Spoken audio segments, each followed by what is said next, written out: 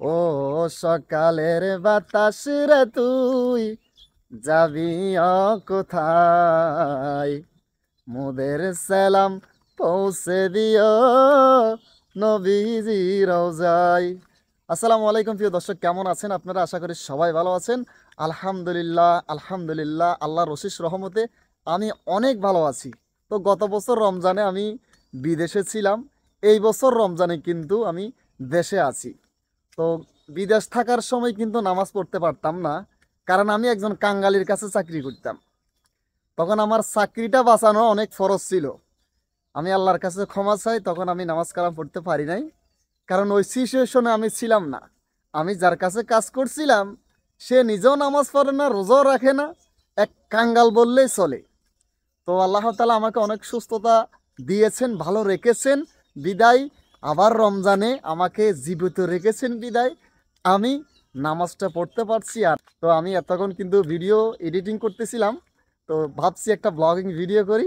এই যে দেখেন, এটা হলো যেটা দেখছেন এটা হলো আমাদের জাল। তো আমি কিন্তু দোকান থেকেই বাসায় যাচ্ছি। তো এই সময়টা এত ভালো লাগছে বিশ্বাস করবেন না।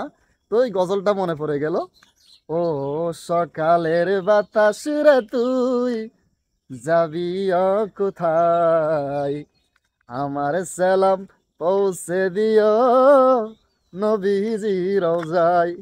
তো যারা সৌদি আরবে আছেন আশা করি তারা নুরানিয়া বাতাসগুলাকে অনুভব করতে পারেন।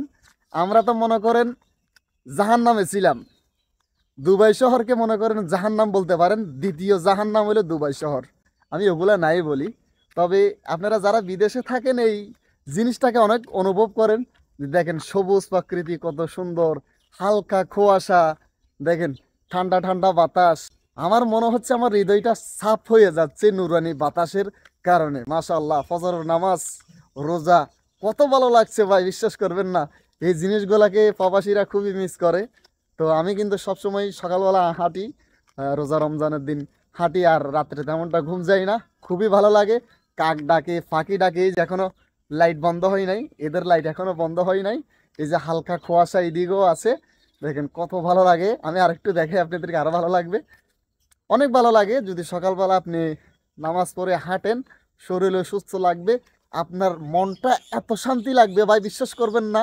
এতটা শান্তি লাগছে, এতটা শান্তি লাগছে, মুখে বলে বোঝাতে পারবো না কেমন শান্তি লাগছে।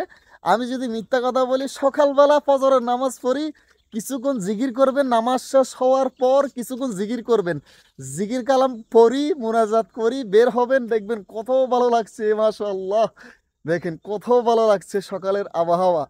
সবাই ভালো থাকবেন, সুস্থ থাকবেন। আসসালামু আলাইকুম।